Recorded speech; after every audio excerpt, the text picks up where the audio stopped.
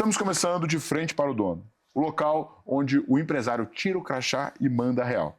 E no episódio de hoje, vamos bater um papo com Claudemir Oliveira, o brasileiro que atuou por trás da estratégia global da The Walt Disney Company. Claudemir entrou na Disney em 1995, sendo o primeiro funcionário a liderar a Disney no Brasil, responsável por abrir escritórios e liderar a divisão Parks and Resorts. Nos anos 2000, foi convidado a se mudar para os Estados Unidos, chegando a assumir o cargo de líder global de treinamento. Foi o único brasileiro a ministrar curso na Disney University, onde lecionou o curso Tradition, um dos pilares da formação de novos funcionários da Disney. Também atuou como professor convidado na Walt Disney Institute, onde conduziu treinamentos voltados para executivos da empresa, interessados em aplicar os princípios da Disney nos seus próprios negócios. Publicou a trilogia de livros sobre a história de Walt Disney, Roy Disney e Up Iwerks, livros que exploram os bastidores da empresa. Atualmente é membro do conselho da Remix Brasil e presidente do Instituto Seeds of Dreams, onde ministra palestras e cursos para empresários com foco em experiência do cliente.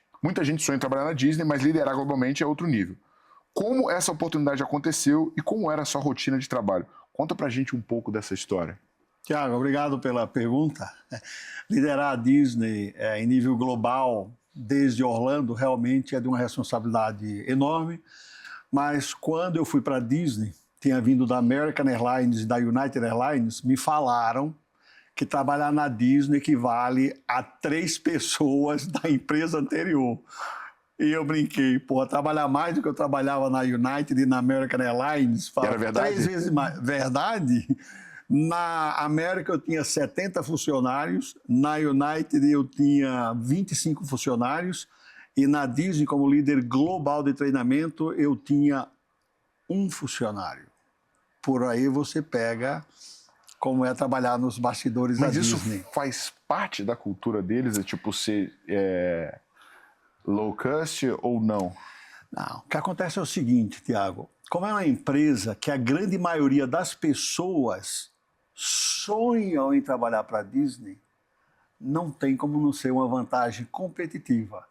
Pessoas completamente apaixonadas por uma empresa, você não tem como não ser mais produtivo do que você é em outras empresas onde você trabalha, não tem essa paixão tão forte. Então fala-se que um funcionário da Disney equivale a 3 de outra empresa, eu acredito que seja por isso. Não existe uma razão lógica, mas eu vou para essa linha da paixão. Se você perguntar hoje, para todas as pessoas que estão nos ouvindo hoje aqui, você trabalharia para a Disney? A probabilidade da grande maioria dizer, eu daria tudo para trabalhar para a Disney. Então eu acho que é mais nessa linha de produtividade. Entendi.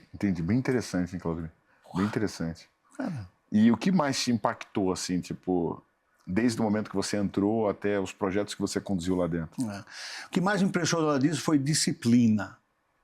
Quando o executivo da Disney chegava para mim e falava, precisamos ter isso aqui pronto, em tal data, não tem, como eu costumo brincar, mimimi, nhenhenhen e blá, blá, blá. Tu vais entregar o projeto. Você vai ter que trabalhar 24 horas, você vai ter que tirar final de semana, mas eles são muito disciplinados, né? E, naturalmente, que nós aprendemos isso, Tiago, com a cultura muito forte do fundador Walt Disney, porque ele era extremamente disciplinado. E pegando esse gancho do fundador, o Walt Disney, antes de criar a Disney, em 1923, havia falido 3 vezes.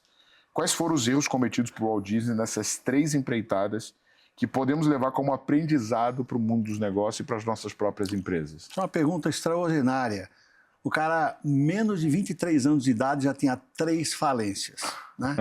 Eu, ao escrever a trilogia sobre os 3 gênios da Walt Disney, que foi o Walt Disney, o Roy e o Ub Iwerks, eu descobri algo super interessante, que vai ser interessantíssimo para... Eles são da mesma época, os 3? Da mesma época, né? A diferença é que um era criativo, o Walt Disney era criativo, o Roy Disney era o gênio financeiro e Ub Iwerks era o gênio por trás da criação, ou seja, de desenho animado.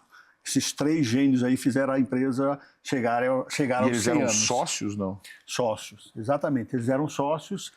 E o motivo pelo qual, na minha opinião, que fez o Walt Disney falir 3 vezes, adivinha por quê? Gestão financeira. Porque você matou o pau. Porque o cara que é muito criativo, ele viaja muito, né? Ele sonha muito, ele não está preocupado com a matemática. Se você pegar o próprio Jobs, né? Se a gente pegar lá a história do Steve Jobs, quando ele é demitido da Apple, parte do motivo pelo qual o John Sculley usa para demitir ele é a cabeça do Jobs de querer criar o melhor computador do mundo sem se preocupar com a viabilidade econômica. Quando você olha o projeto Lisa, era um projeto que dava prejuízo, por mais genial que fosse o produto. Então o Walt Disney, ele só se junta ao irmão, adivinha quando? Depois das 3 falências. E é exatamente quando ele se une ao gênio Roy Disney, seu irmão, que era um gênio financeiro, que a empresa existe até os dias de hoje. Cara, fala um pouco mais do Roy, assim, qual foi o papel dele e o que ele conseguiu fazer e por que ele é fundamental para o The Walt Disney Company? O Roy Disney, ele tem uma fundação, uma importância tão grande para o Império Disney, muitas pessoas não sabem, porque todo mundo conhece o Walt Disney, né? Mas eu, ao escrever a biografia do Walt, adivinha por quem que eu me apaixonei? Pelo Roy Disney, porque todos os projetos do Walt Disney, todos eles precisaram de uma mão, né, de um gênio financeiro para viabilizar aquele projeto ou aquele sonho do irmão. Então o Roy Disney tem uma importância ímpar no Império Disney e eu tenho o privilégio de ter escrito a única biografia no mundo sobre Roy Disney, o gênio financeiro. Eu decidi tirar ele dos bastidores e colocar ele nos holofotes, porque sempre foi o Walt Disney que esteve nos holofotes. E é engraçado, né, que normalmente, quando se conta uma história, gosta muito de se colocar um personagem central como se a responsabilidade fosse toda dele. Se você pegar a história do Steve Jobs, o Steve Jobs é o gênio, mas sem o Steve Wozniak, não existiria a Apple. A mesma analogia que você está fazendo seria a analogia perfeita para você definir o Império Disney. Havia um cara por trás que chama Roy Disney. E o ego dos dois eram totalmente diferentes. Posso até contar uma história bem interessante. Conta. O Walt Disney, o ego dele era tão alto, tão grande, comparado com o irmão, que era mais simples, que a Disney se chamava Disney Brothers Studios, porque era dos dois. O Walt Disney, em 1926, antes de criar Mickey Mouse, chega para o irmão e fala: Roy, eu tenho uma notícia que você não vai gostar muito. Eu vou tirar o seu nome da empresa, porque no holofote só cabe um. E esse sou eu, Walt Disney. E ele muda o nome da empresa de Disney Brothers Studios para Walt Disney Studio. A questão de ego terrível nesse mundo do entretenimento. O Walt Disney era um cara realmente com um ego muito grande e o irmão, esse gênio financeiro, era mais simples. Falou: vai lá para o palco e deixa eu resolver os problemas aqui nos bastidores. Uma história fascinante. Agora, cara, conta um pouco a história da Branca de Neve, né? Porque não era para ter sido produzido, né? E como é que foi essa história do filme e qual foi o impacto que ela teve na Disney?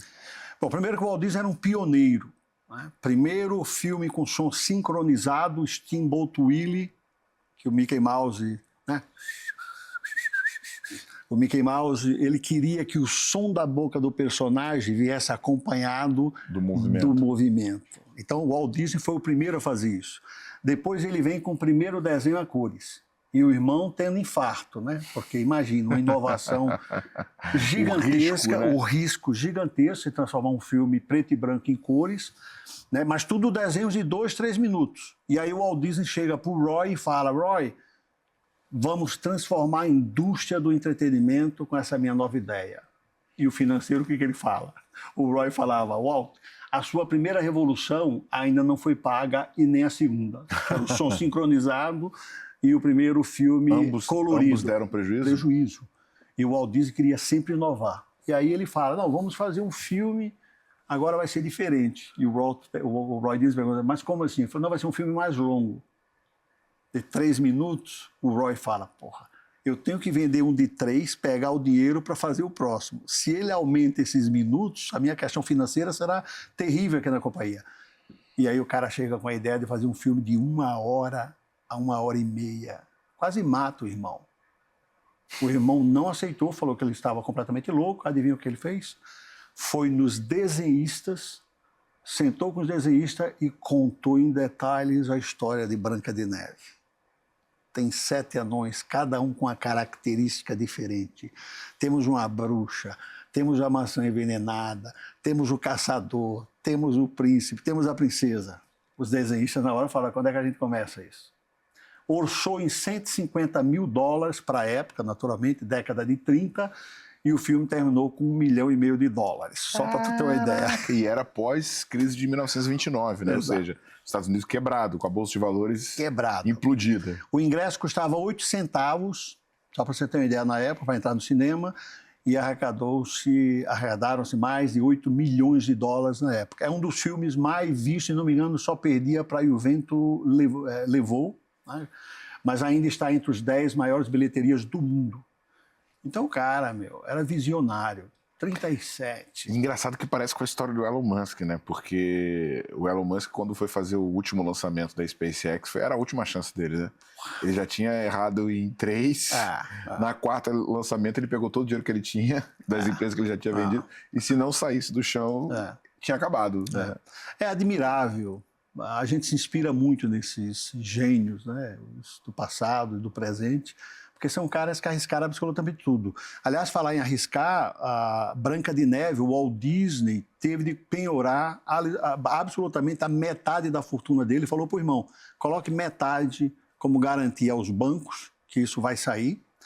E conta-se que ele chegou a penhorar até a aliança de casamento para fazer esse sonho realidade. Mas ainda não existiam os parques nessa época, ou já existiam os parques? Não, os parques vêm em 55. Aliás, Branca de Neve... Me dá essa cronologia, assim, cara. Que momentos... E outra coisa, o Disney nunca viu o parque lançado? Ele faleceu? Ele viu. Ele viu da Disneylandia na Califórnia. O que ele não viu foi em Orlando, Flórida, onde eu vivo até hoje. Tá. Então, a cronologia, Me conta essa cronologia a cronologia é super simples, né? 3 falências, ele chega a desistir da animação, aí vai para Hollywood para ser diretor de cinema, chega em Hollywood e não dá certo ser diretor de cinema, e é o irmão Roy que diz, por que você não volta às suas origens de desenho animado? Ele fala, mas eu cheguei tarde na animação, tanto é que eu falei 3 vezes. E o irmão insiste, você conseguiu um trabalho como ator aqui em Hollywood, ou diretor? Não, então volta. E os dois aí se unem, montam o Disney Brothers Studios. Em Orlando, isso? Não, isso na Califórnia, tudo na Califórnia. E daí eles criam um primeiro personagem, anos depois, 5 anos depois, lutando. Começou numa garagem, aliás, isso é interessante, vou falar até na câmera ali. Começou numa garagem com $500 emprestados. Tiago, o que a gente vê hoje nos empresários? O cara já quer começar na Faria Lima, na Berrine. Ele não sabe. Eu levei 7 anos para chegar aqui. Os caras querem começar, o Walt Disney começou numa garagem do tio dele, nem era a garagem da casa dele, do tio dele com o irmão, $500 emprestado do tio, e transformaram essa empresa nesse império que já dura mais de 100 anos. 100 anos, 1923. E aí fizeram a primeira animação? Isso. Aí fizeram, naturalmente, Mickey Mouse, em 1928, foi um sucesso, né? Mas ele tinha perdido um outro personagem antes, ia ser a 4ª falência, e talvez a gente não estaria aqui para falar dessa história. Era o Coelho, Oswaldo Coelho de Sorte. Ele perde, adivinha para quem?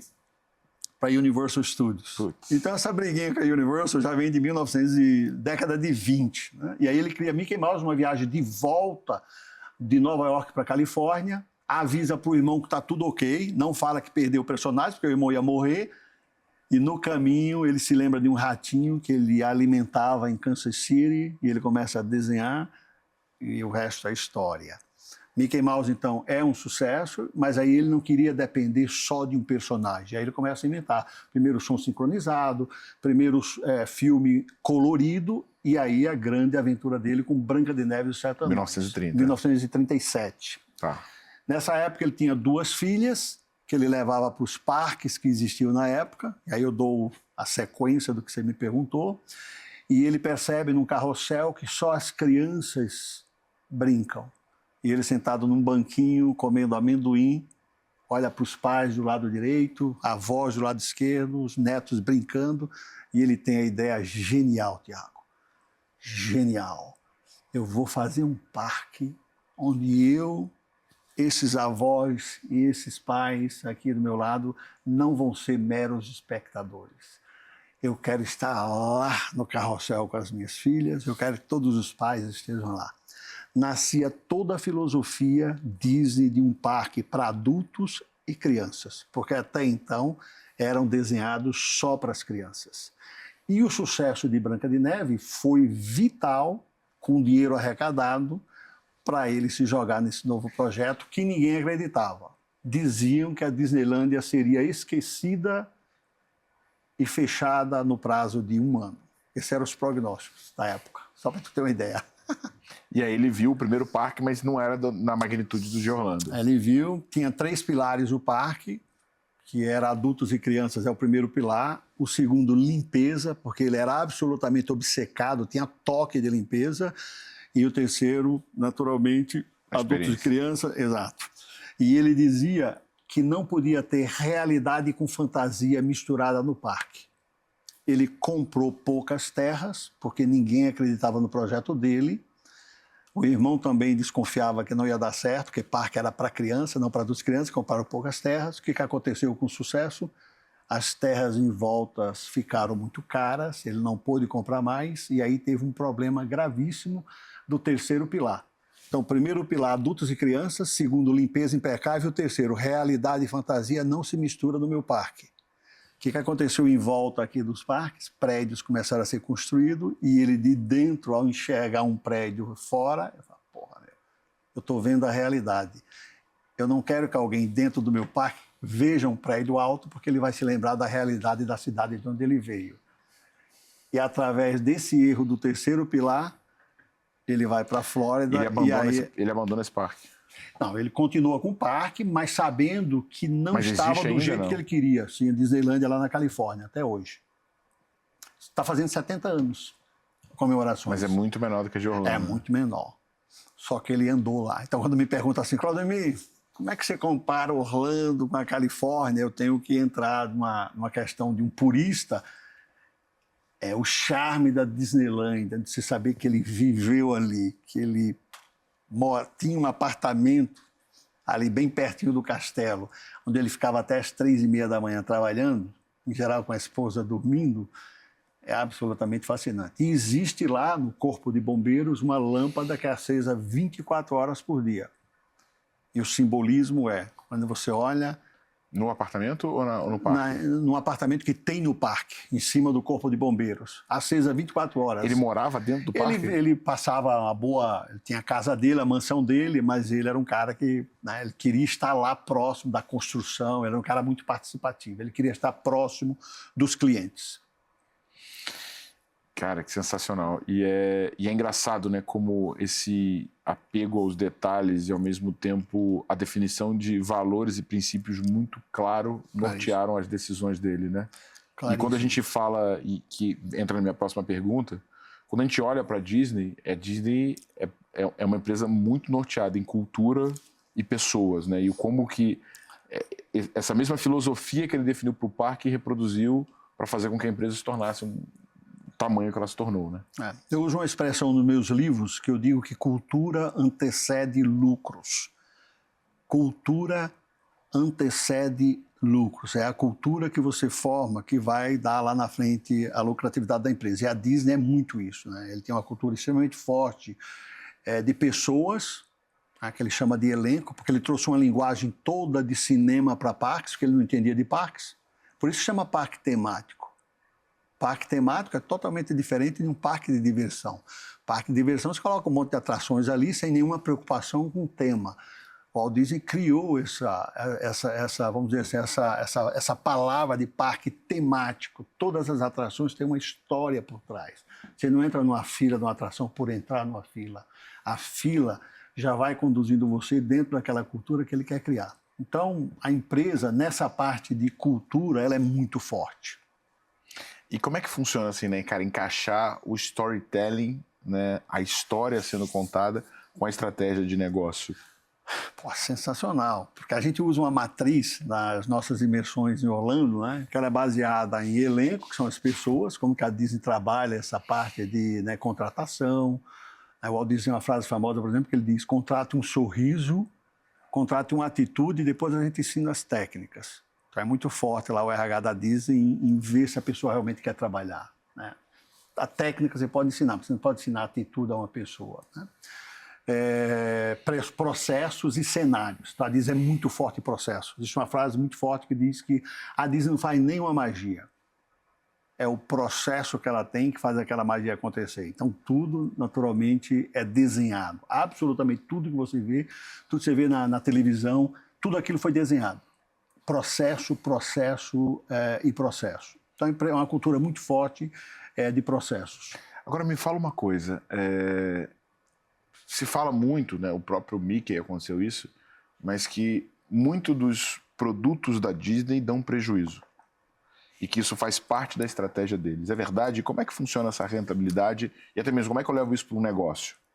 A empresa, naturalmente, que as pessoas acham, na divisão que eu trabalhava, eu não falo em nome da Disney, naturalmente, hoje, ela tem que ter algumas estratégias para fazer um parque funcionar.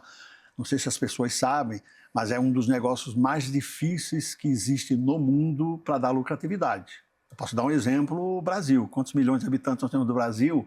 Quantos parques nós temos aqui? Pouquíssimos, Pouquíssimos. Né? E boa parte faliu. Né? Exato. Bom dinheiro, que no final dá a lucratividade da empresa, é alimentos e bebidas, a gastronomia. Aquela água lá de $5, com certeza vai no final ali representar uma boa lucratividade. E principalmente a parte de produtos. Aquela caneta que você compra do Mickey, o relógio que você compra, a gravata, enfim. E a engenharia de negócio pensa assim, eu posso ter prejuízo no cinema se isso gerar audiência para vir para o parque? Isso é proposital, isso de fato existe ou não? Isso é algo que existe no mundo inteiro, né? É famoso a gente falar que numa loja de sapato, às vezes o cara coloca o sapato lá abaixo do custo, mas o cara entra lá para comprar o sapato e ele compra o cinto, compra o terno, e você... Então as empresas Mas é usam intencional essa estratégia? Ah, com certeza. Com certeza absoluta. Né? E outra coisa que as pessoas não sabem, é uma atração, por isso que é difícil dar lucro. Sabe quanto custou Guardians of the Galaxy no Epcot? Quanto? 500 milhões de Caraca. dólares. Uma atração, 500 milhões de dólares. Só como referência, Flávio Augusto, que eu sou fã, vendeu a WhatsApp, ficou milionário por 500 milhões de dólares. Flávio Augusto conseguiria comprar uma atração lá dentro deles. Só que os caras fazem isso por quê? Porque aumenta o volume de pessoas que vai para esse parque. A ideia não é tirar de um outro parque da Disney, mas tirar de quem? Tirar do concorrente. E a mesma estratégia a Universal também usa, com a abertura, por exemplo, mês passado, do Epic. Então, a briga de cachorro grande, para usar uma terminologia popular. Briga de cachorro grande, entendeu? Então, mas você precisa ter, por exemplo, patrocínio das atrações. Se fizer uma atração dessa de 500 milhões de dólares, você não colocar lá uma empresa por trás, que coloque banque também, aquele ingresso de $200 seria $400. Então, a Disney, naturalmente, precisa de parceiros também. Você vai num test track no Epcot, a GM patrocina. Com certeza, não é de graça. Por que a Disney não tem um pavilhão no Epcot? Precisa pôr dinheiro. O Mickey Mouse não vai dar um pavilhão porque gosta do Brasil. Entendeu? Então, Mickey Mouse sabe falar sobre dinheiro. É assim, sensacional. Assim, ó. Não, e tem uma estratégia que eu gosto muito, que é o que eles chamam de Customer Value Optimization, que é otimização do valor do cliente. E eu ensino muito isso dentro do programa de expansão comercial, que é, se você conseguir ter um produto isca, que financia a visibilidade e a tua aquisição de cliente, e lá dentro você começa a expandir a receita, você consegue alavancar o teu faturamento. Exatamente, exato. E a Disney, falando dessa parte de varejo, né? O pessoal acha que a Disney não entende de varejo. Cara, tu entra no parque, lojas do lado direito, em geral, tem produtos que você compra para usar dentro do parque. Porque a Disney sabe que, em geral, nós temos uma tendência a ir para o lado direito. Lojas do lado esquerdo, que é quando você sai do parque à noite, a maioria dos brinquedos são maiores, porque você está saindo e você leva para casa. É nesse nível. A entrada que dá para o castelo, a rua direita é mais larga do que a rua da esquerda para ir para Adventureland, porque a Disney sabe que o movimento vai ser, em geral, dessa forma. Para já estimular. Os caras sabem. Né? O que acontece depois de você sair de uma atração? Está perfeito para comprar. E aí tu cai aonde? Na loja. Na loja, meu. Na loja. Os caras sabem de varejo. Na loja. Agora, me conta uma coisa. Você estava dentro da Disney na época que aconteceu uma série de aquisições, como a Lucasfilm, a Pixar e a Marvel. O que você pode contar pra gente sobre essas aquisições bilionárias? O Bob Iger, que eu estive na gestão do Bob Iger e do Michael Eisner, o Bob Iger, a Disney já tinha ideia de competir com quem? Com a Netflix. Só que a Disney sabia que ela não poderia competir com a Netflix em termos de conteúdo, em termos de diversidade de conteúdo, só com produtos Disney, Branca de Neve, Sete Anões, Mickey Mouse. Então a Disney sabia que ela não dava para usar só a sua biblioteca, ela precisava de mais coisas, né? E aí começam as aquisições, 7,6 bilhões pela Pixar, 4 bilhões pela Marvel, 4 bilhões pela Lucasfilm e muita gente não fala, mais de 70 bilhões pela Fox. Caraca! Ninguém fala. Ou seja, a Fox dava para comprar 10 Pixar.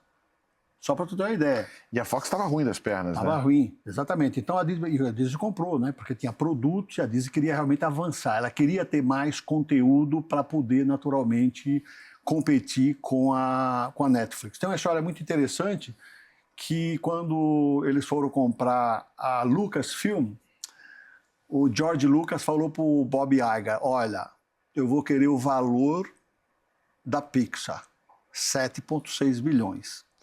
E o Bob Iger falou para o George Lucas, George, não vale.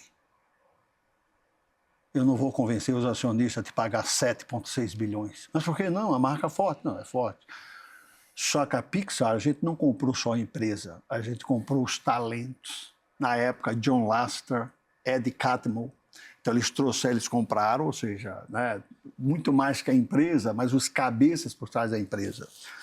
Então, bem interessante. O George não queria porque achava que a Disney ia atrapalhar a cultura da George Lucas e a Marvel foi mais complicado ainda, porque a Marvel não queria que a Disney assumisse, colocasse uma cultura Disney. E o Steve Jobs, muita gente não sabe, influenciou na compra não só da Lucasfilm, como da Marvel, porque ele conhecia, né, o George Lucas. Ele era acionista, né? Exato. Ele conhecia e o argumento do Steve Jobs para o cara da Marvel e para o George Lucas foi: se o Bob Iger está dizendo que não vai mexer na cultura da Lucasfilmes e da Marvel, pode acreditar, porque foi o meu pedido com relação à Pixar. Eu não queria que a Disney viesse com a cultura dela. Ia estragar, né? Ia estragar.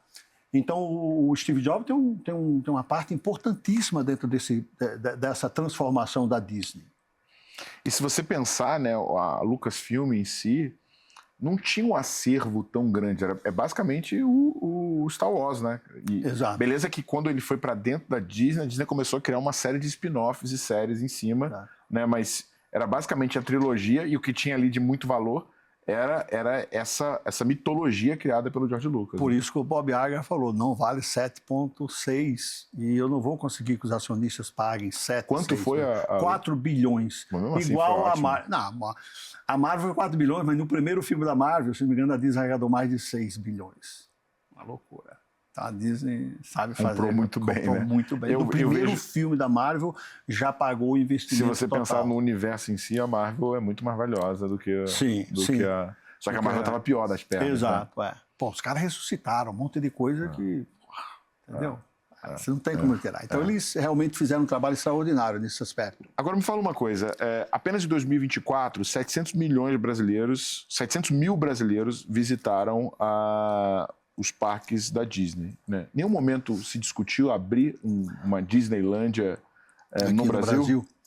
Cara, essa pergunta ela é fantástica, porque como eu fui o primeiro executivo da Disney no Brasil, na divisão Parques e Resorts... Você não levantou essa bandeira? Eu quero um parque aqui. Não, todo mês aparecia, vai abrir um parque da Disney em Santos. Não, já compraram o terreno. Tá. Aí eu brincava, olha, primeiro você precisa conhecer da história do Walt Disney. Ele comprou as terras em Orlando misteriosamente, ninguém sabia que era ele, com nomes falsos. Porque ele sabia se Disney vai comprar terras em Orlando, as terras subiam. Só para vocês terem uma ideia, Disney comprou por acre, que eu não sei quanto que dá em quilômetros, mas por acre, $80 o acre. No dia que souberam que o Walt Disney comprou, subiu para $80 mil o acre. Eu vou repetir. O Walt Disney comprou tudo na surdina, por $80 o acre. No dia que souberam, isso subiu em alguma região lá para $80 mil o acre. É nesse nível. Então, eu uso essa estratégia para dizer, se a Disney decidisse abrir um parque no Brasil, quando nós soubermos que isso aconteceu, 5 anos já tenho lançado, né? Mas existem algumas coisas que me indicam que as chances são bem pequenas. Primeiro, a Disney não analisa só o momento do país, ela dá uma olhada no geral. Se for um país que tenha como se fosse uma montanha-russa, os caras já começam, né? Tem que ter aporte financeiro de governo. Quando eles foram para a França tem que entrar dinheiro. A DMIC não vai abrir colocando todo o investimento do bolso. O que está acontecendo agora em Abu Dhabi? A Disney não vai investir um centavo. Zero. Vai abrir um parque zerinho lá. A Universal investiu 7 bilhões agora em Orlando. A Disney tem 60 bilhões de dólares, dos quais 30 bilhões para usar nos parques. A Universal gastou 7. A Disney tem esse volume de 60 bilhões. Aí vai abrir um parque daqui a 5 anos, que é Abu Dhabi, que é uma notícia nova, saiu a questão de um mês. Adivinha, desses 60 bilhões, ela vai continuar investindo nos parques, mas esse de Abu Dhabi será uma empresa que vai colocar todo o dinheiro. Como acontece no Japão. Não pertence à Disney, a Disney ganha royalties, é um dos melhores negócios da Disney no mundo, do Japão. Mas ela garante a cultura. Mas ela garante a qualidade. Cultura. Muito bem. Que vai ser a mesma coisa lá em Abu Dhabi. Durante o tempo que você ficou na Disney, você passou por 2 lideranças de 2 nomes de peso no mundo dos negócios, né? Bob Iger e Michael Eisner. Espetacular o cara. Como era trabalhar com esses gigantes? E uma pergunta polêmica. Quem era melhor? Nossa, essa pergunta é difícil, hein? Eu peguei a gestão do Michael Eisner, que salvou a empresa na década de 80. A Disney estava para falir. E foi o sobrinho do Walt Disney que disse: precisamos trazer 2 pessoas para a empresa com a mesma cultura do meu pai, financeiro, Roy Disney, e do meu tio, Walt Disney, o criativo. O Michael Eisner veio como esse criativo e um cara chamado Franco Wells veio como financeiro. Ou seja, a mesma metodologia, tem um criativo e um financeiro, o sobrinho falou, é isso que vai salvar a nossa empresa. E realmente eles salvaram. E qual foi o problema? Por que eles estavam com dificuldade? A Disney... Nariz em pé. Óbvio. O Michael Eisner entra e a primeira pergunta que ele fala, por que estamos tendo tanto problema com os parques? Hotelaria. Como é que são os hotéis aqui? Temos o Contemporary, temos o Polynesia, só hotel de luxo. A Disney só coisa de luxo. O Michael Eisner, a primeira pergunta que ele faz, e aí? A concorrência só tem hotel de luxo? Não. E por que a gente só tem hotel de luxo? Porque a gente é a Disney. Pois, saiam da cadeira, para não usar a expressão, tirem a bunda da cadeira e me tragam projetos com hotéis de categoria moderada, econômicas e casas. E ele revolucionou a empresa. Por quê? Porque ele dizia que um parque temático é como um monstro faminto, Tiago. E um monstro faminto precisa comer bem. E come de tudo. E come de tudo. Mas principalmente o quê? Gente lá dentro. Precisa ter gente lá dentro para que essa máquina, para usar a expressão da sua empresa, que essa máquina possa continuar crescendo. E qual foi a estratégia genial do cara? Encher os hotéis em volta.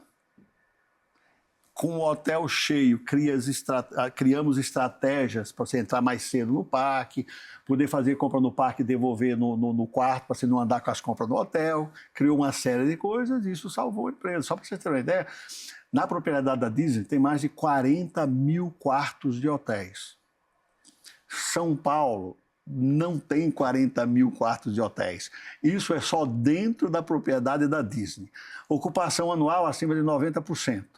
Coloca aí uma média de 3 pessoas e você vai ver quantas pessoas dá. 40 mil vezes 3, 120 mil. Não estou contando Kissimmee, International Drive, mas só ali ele tem um volume de pessoas que dá para alimentar o nosso monstro. Mas voltando à sua pergunta, Bob Iger ou Michael Eisner. E fala do Michael um pouco também. Como é que foi a gestão do Michael? Porque você falou muito do salvamento da Disney pelo Bob. Exato. Então, o Bob sempre foi o segundo em comando. Então, ele sempre foi o segundo ali do Michael. O Michael Eisner preparou o Bob Iger, né, para ele assumir como CEO, e até hoje é o CEO da empresa, o Bob Iger. Então, o Michael tinha um estilo de liderança muito mais assertivo e pegou a empresa caindo, né? O Bob Iger pegou a empresa com o avião voando. Então, eu vou te responder super bem. Sou fã dos dois. Fã dos dois. Então, Claudemir, quem você contrataria? Depende do momento. Depende do momento da empresa. Então, você falar para mim, ó, a empresa que tem que chamar um desses 2 executivos, o bicho está pegando. Não, tá para falir. Porra. Seria o Michael. Mas sem pestanejar. Sem pestanejar. Você fala, não, a empresa que está aí está apenas num momento de transformação, eles querem um novo CEO, mas a empresa está de vento em polpa, chama o Bob Iger. Então eu respondo dessa forma. O Michael Eisner coloca para ele lá um abacaxi que ele sabe descascar direitinho. E você chegou a ter contato direto com ambos, né? Você chegou a fazer reunião com eles? Em geral, esses caras estão num nível muito alto.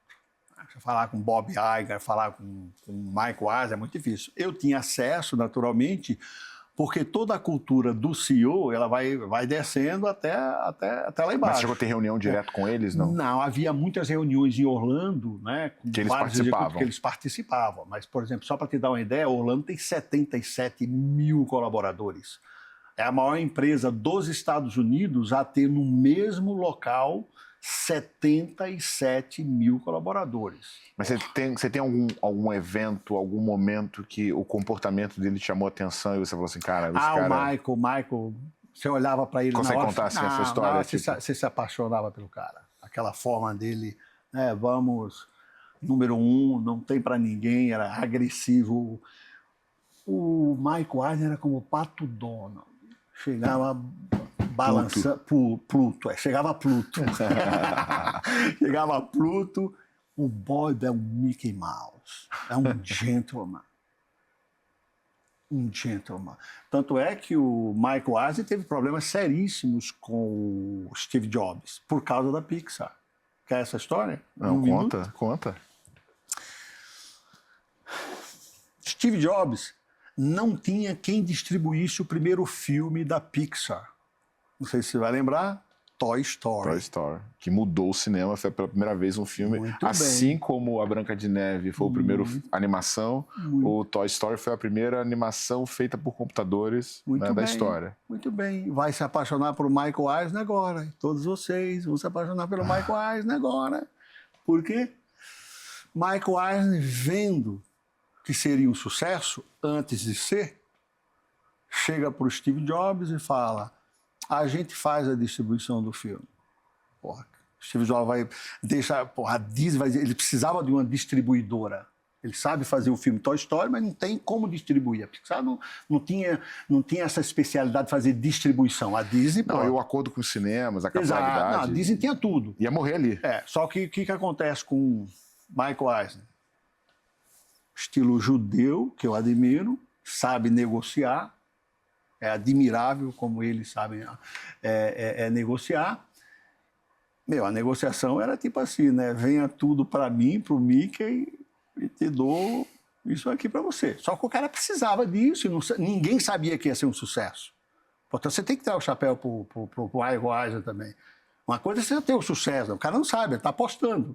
Então, ele vai usar as cartas dele, ele acredita no produto, foi um sucesso tremendo. E aí, o que aconteceu com o sucesso de Toy Story? O que aconteceu, Tiago? O Steve Jobs começou a ficar importunado, né, por causa do contrato. Ganhava isso aqui, a Disney... E o Steve Jobs, na certa, pensou assim, cara, eu preciso trazer luz. Se eu conseguir trazer visibilidade, mesmo que a gente não ganhe dinheiro, isso aí. O próximo filme a gente arrebenta. E aí... Só que eu não imaginava aí começaram a brigar. O contrato era apenas para, se não me engano, 3 filmes. E o Michael Eisner colocou no contrato de que sequências não valiam. Então, por exemplo, Toy Story 3... tem um livro chamado Work in Progress. Trabalho em Progresso, do Michael Eisner, que ele conta tudo isso, absolutamente espetacular. Então, quando vem o segundo, né, Toy Story 2, o Michael fala, olha, são 3, e essa sequência não conta. Pô, e o cara querendo sair fora. O Steve Jobs falou assim, eu vou sair fora. Adivinha quem traz o Steve Jobs de volta e compra a Pixar? O Bob Iger. Então, o Bob Iger tem essa qualidade, né, de trazer de volta pessoas que estavam insatisfeitas com a Disney, mas a briga foi gigante entre o Michael Eisner e o Steve Jobs por causa disso. Porque Mas a sacada foi boa, porque no final, deu o Steve tudo certo, Jobs virou né? o maior acionista. Exato, foi legal, no final ficou legal. Ele não imaginava que ele iria acertar acidentalmente, porque o Steve Jobs também não é fácil, né? E tem outra história fascinante do Toy Story, Toy Story não, do Steve Jobs com a Disney, é que quando iam anunciar a compra oficialmente, meia hora antes do anúncio oficial, o Bob Iger, o Steve Jobs pede para falar com o Bob Iger. Aí leva para um canto no jardim e o Bob Iger, ele conta isso no livro recente do Bob Iger escreveu. O Steve Jobs fala, eu preciso falar algo antes de a gente anunciar no palco sobre a compra da Disney, a Pixar. E o Steve Jobs conta para ele. Estou com um problema de saúde seríssimo e você ainda tem tempo de desistir. Porque ele estava com medo que essa notícia pudesse atrapalhar as ações da empresa disso aí. E o Bob Iger teve de tomar a decisão ali, questão de meia hora, de seguir em frente com o projeto, mas o Steve Jobs falou com ele do que estava acontecendo, a questão da saúde dele. Não, e ele se cura dessa primeira vez, né? Sim, ele consegue se tratar, né? O problema foi a segunda, né? Exatamente. Incrível, incrível, incrível. Histórias fantásticas. Agora, assim, eu queria que você contasse um pouco do conceito da linha dourada, né? Da linha mágica, onde a magia acontece, onde as pessoas viram os personagens, e um pouco da história do tipo, que eu não sei se é verdade ou se é mito, que é se o personagem Mickey Mouse passa mal dentro do parque, a orientação é tirar ele de dentro do parque, passar pela linha dourada para depois socorrer. O conceito da linha dourada existe porque você não vê manutenção, você não vê água, você não vê nada sendo transportado. Isso. Esse conceito existe, por isso que existem os bastidores da Disney. O Walt Disney criou um túnel lá na Flórida, que na verdade não é um túnel, porque na Flórida você cava da água, então na verdade o parque é como se fosse um segundo andar, que ninguém sabe, e aquele túnel na verdade é o primeiro andar, que não podia cavar. Né? Sabe por quê? Porque ele na Califórnia viu um cowboy saindo da terra, né, do faroeste, indo para a terra do futuro. E ele falou, não, mas o tema do cowboy não é para estar na terra do futuro. Só por esse exemplo que ele viu, quando ele pensou no projeto Flórida, que ele não viu realizar, ele já pensou que os funcionários teriam essa diferenciação do público não ter acesso ao que acontece nos bastidores. Então, essa história sobre o Mickey Mouse ter um acidente... Cara, hoje, se você falar com o pessoal de shopping, sabe qual é a frase mais comum que vão te falar? Se alguém cair no shopping, não morre no shopping, né? Você já ouviu isso, né? Não morre no shopping. Nunca sai a notícia, né? Não, coloca dentro de uma ambulância e sai imediatamente, porque tem que morrer fora. Se a notícia for que morreu dentro do shopping, já era. Isso é conhecido no mercado, que existe toda uma preocupação com isso. Então, eu acho que essa história, eu estou fazendo esse link, porque tem muita romantização dentro dessa parte. Mas o contato do cliente, ele só pode ver o que nós falamos de on-stage, ou seja, no palco, e o que está no backstage fica no backstage. Existe, inclusive, uma linha amarela, que eu acho que é essa linha dourada que se falam, que quando um personagem ou uma parada está chegando, eles, ao verem aquela linha amarela, ali indica o seguinte, a partir daquela linha dourada, daquela linha amarela, o público já te vê. Então, aqui você está no backstage, eu posso fazer isso aqui, na hora que eu passar aquela linha, já sou visto pelo público, pelo palco. Então, tem muitos segredos que a Disney, naturalmente, faz para encantar o cliente. E aí, voltando ainda nessa linha, mas olhando pela perspectiva de cultura, é muito famoso o processo seletivo da Disney pelo fato de lá atrás eles terem um vídeo onde eles passavam, eles falavam, cara, aqui não aceitamos pessoas que têm piercing, pessoas que têm tatuagem à mostra e uma série de regras, já estimulando as pessoas a nem continuarem no processo, se esse fosse o caso dele. Conta um pouco disso e qual que é a importância disso para uma empresa. A Disney é muito transparente. Então, antes, né, de toda essa questão de inclusão que a gente vai falar daqui a pouco, a Disney tem um vídeo, se ia ser contratado, ia lá para o RH, chamam de casting, que é onde se contrata atores, por isso que a Disney usa toda uma linguagem de cinema, e lá tem um vídeo onde se explicava o que esperamos de vocês. Olha, isso é o que nós podemos oferecer para vocês, é o que nós esperamos de vocês. Então, não se podia usar piercing, por exemplo, brinco. A Disney falava, pode com uma condição, o brinco não pode ser uma atração. O que ele estava dizendo? Um brinquinho pequenininho pode, colocar um brinco desse tamanho, a Disney fala, não pode. Tatuagens visíveis, você não pode usar. Então, se tivesse uma tatuagem no teu peito, fecha, não tem nenhum problema. Mas se fosse visível, a Disney não deixava.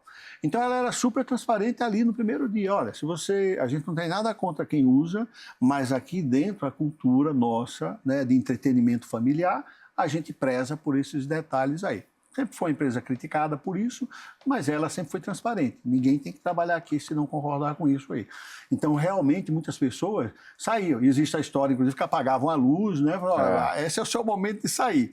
Também tem um pouquinho de romantização, mas ficava claro ali, né, o que a empresa espera desses colaboradores. Então, isso é correto. E tem uma outra história da Disney, que quem não se adapta à Disney, em 3 meses é expelido automaticamente. A cultura é tão forte que não precisa nem demitir. Muito bem. Lembra-se quando eu falei no início, né, da entrevista sobre a questão que trabalha quase 3 vezes mais do que um normal? Ali dá o tom. Se o cara não tiver um jogo de cintura e gostar muito daquilo lá, porque a empresa ela é muito produtiva e você sai fora. Você sai fora em 3 meses, sai fora. Então, existe pesquisas que dizem que o cara ele não se adapta e ele sai completamente. E teve, né, um CEO, né, que teve uma certa polêmica por essa coisa da cultura woke. Né? Conta um pouco por que o Bob Chapek foi demitido. Então, há vários motivos. Né? Vários motivos. Ele não se enquadrava muito dentro da cultura Disney, apesar de ser um executivo de muitos anos da Disney. Ele era o principal executivo da divisão que eu abri no Brasil, Parque do Norte. Então, ele era o meu chefe indireto, né? Lá em cima, lá é o chairman. Que, inclusive, hoje, o Josh D'Amaro, que eu também conheço, é um dos principais candidatos a assumir o cargo de CEO quando o Bob Iger sair, porque o Bob Iger está só preparando alguém para assumir, porque ele voltou. Ele já está, né, com uma certa idade. Exato. E ele já estava aposentado. Então, há vários motivos. Uma, eu vou te falar, que você não vai ver em livros. Livros você não vai encontrar isso. Coisa da cultura de inclusão. O que aconteceu? Então. Quando escolheram o Bob Chapek, o Bob Iger, que eu sou apaixonado por ele, completamente apaixonado por ele, não largou o osso. Falo mesmo. O Bob Iger não largou o osso. E não é Claudemir que está falando. Eu pesquiso. E eu conheci de perto. Não largou o osso. Você imagina o seguinte, Tiago, olha essa cena. Eu sou o Bob Iger e anuncio que Tiago será o novo CEO, junto com os conselheiros da Disney, será o novo CEO da Disney. Beleza, novo CEO. Eu vou me aposentar. Eu não saio nem da minha sala.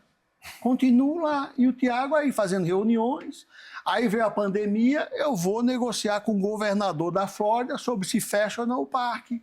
E o Tiago como CEO, sem saber dessa reunião. Meu, tu tá de sacanagem comigo. Então, o Bob Iger, que eu tenho uma admiração profunda e é um grande CEO, eu acho que ele errou nesse aspecto aí de não ter largado o osso e deixar. Vai lá e comanda, Tiago. Vai lá e comanda Bob Chapek. Tá. Um dos problemas que eu acho que o Bob Chapek tinha, ele não era um cara carismático. Eu acredito que um grande líder, quer ele goste ou não goste, ele precisa ser carismático, ele tem que ter um certo carisma para as pessoas quererem trabalhar com ele. Isso quer dizer que todo mundo vai gostar? Não. Mas era notório na empresa que não se via o Bob Chapek com carisma, não era um cara bem quisto lá dentro, né? E aí, meu amiguinho, entrou toda essa questão, né, de inclusão. A Disney tem as 4 chaves que por mais de 4 décadas funcionaram.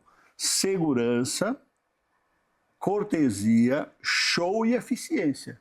Desde a época do Walt Disney funciona isso aqui. Em primeiro lugar, segurança, porque sem ela você não consegue entregar as outras chaves. Aí a Disney resolveu colocar a inclusão aí no meio. Aí, começou uma série de problemas. Porque quando você coloca, Tiago, na tua missão uma palavra, e essa palavra, se ela for mal interpretada, já era, meu amigo. E detalhe, não tem como voltar. Então, vou dar só um exemplo para vocês. Vamos supor que depois de colocar a palavra inclusão, liberaram várias das coisas. Pode colocar o piercing sem problema, pode ter bigode, pode ter tatuagem visível, mas olha, Tiago, se você for fazer uma tatuagem aí de uma serpente no seu rosto, aí você não pode. Já era, meu. Porque o Tiago, vai voltar e falar assim, ué. E a inclusão? E a inclusão? Então você decide, já era, meu. Pessoal, como que é mesmo o refrão aqui? É o empresário... Tira o crachá. Tira o crachá. Meu amiguinho, não inventa. Não inventa. Coloca uma palavrinha bonitinha lá na tua nova missão para parecer bonitinho, porque tu quer remodelar o negócio. Coloca uma palavra errada para tu ver o que acontece. Um desastre. Um desastre. Na Disney existe uma expressão famosa chamada Bump the Lamp. Você que esteve nos bastidores, como surgiu essa expressão e o que ela significa? Essa é uma expressão espetacular que tem a ver com o Michael Eisner. Mas vem o quê? Da cultura que você tão bem colocou durante a entrevista. A cultura é muito forte. Então isso vem do Walt Disney, que queria colocar o melhor vitral no topo do castelo, não tinha dinheiro para colocar o melhor vitral.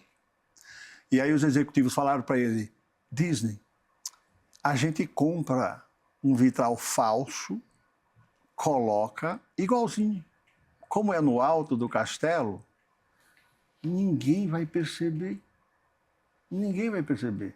O Walt Disney responde, mas ninguém mesmo vai perceber? Ninguém. E a resposta dele foi, mas eu sei que é falso.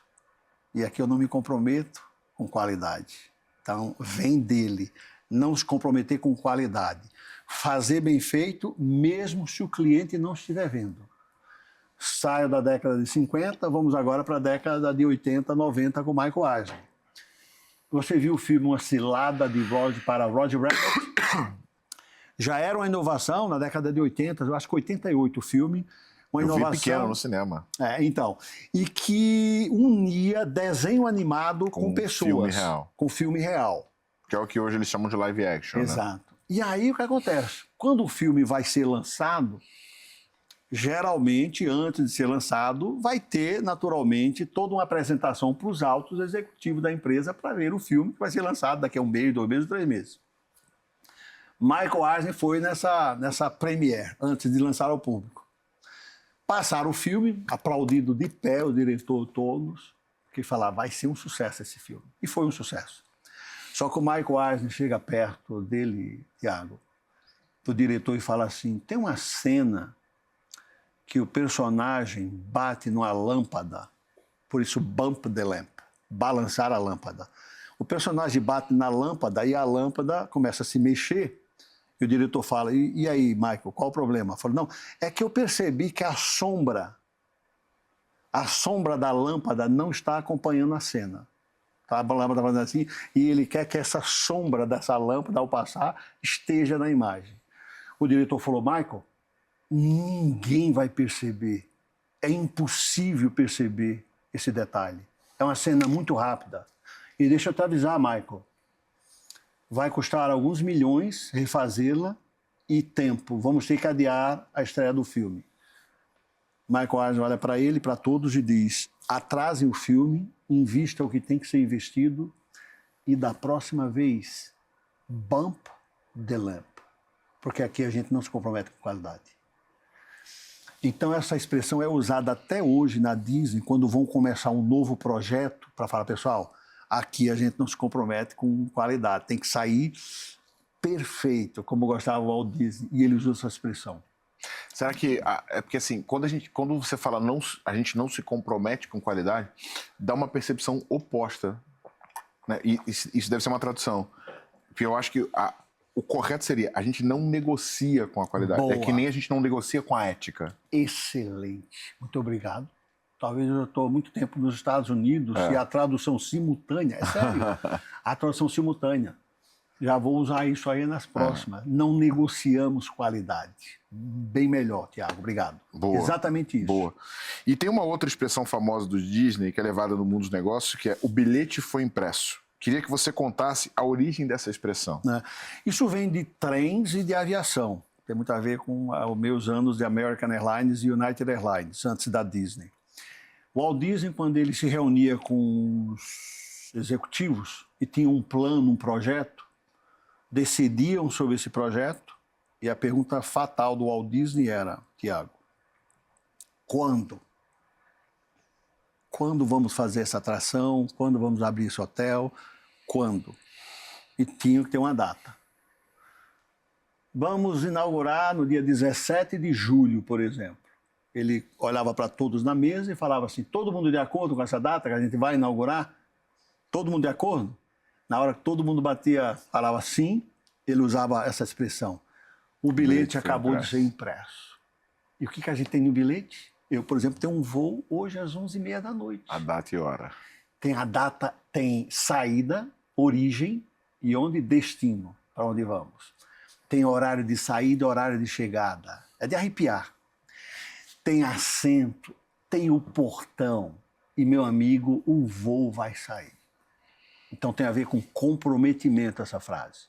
Quando alguém voltava para o Walt Disney, falava, olha, a inflação, nós vamos precisar adiar. O Walt Disney dizia o quê? Mas o bilhete foi impresso. O público já sabe. Não me venha com conversa, vai sair. Foco total e tem que sair. Então essa foi a maior lição que eu tive como executivo da Disney, essa questão de disciplina e de entrega. Não tem desculpas. Mas eu tenho uma percepção de que o planejamento também é muito bem feito, né? Com certeza. Eles devem ser muito bons de projetos, Com né? certeza, com certeza. Tanto é que ele discutia, julho tá bom? Porque vai ter que ser entregue. Se alguém levantar essa mão, eu acho que a gente precisa de mais 2 meses. Não tem nenhum problema. Na hora que decidir, já era. E é muito interessante isso, né? Quando eu tinha o show Frozen em Nova York, na Broadway da Disney, eu sempre usei esse exemplo, né? Com quanto tempo tu compra um show para Broadway? 1 ano de antecedência. Tem lá o quê? O bilhete foi impresso para aquele show. Data, horário, teu assento lá no teatro da Broadway, tudo lá. Tu já imaginou chegar, passar 1 ano se preparando, quando chega lá, tá lá na Broadway assim, não temos o show da Frozen hoje. Como assim? O bilhete já foi impresso? Há 1 ano eu me preparei para isso. Aí eu brinco com o pessoal. Na Disney, mas a Ana ficou resfriada. Vai cantar resfriada. Vai cantar, o show vai acontecer. Mas a Ana não pode. Claudemir vai botar uma peruquinha e o show vai sair. vai sair. Não tem esse negócio de desculpa. E eu acho, Tiago, que essa coisa de comprometimento tem uma lição enorme para a cultura latina. Aqui é muito fácil, né? Adiar. Não, a gente adiar, meu. Qualquer coisa a gente adia. Qualquer coisa é a inflação, é o dólar.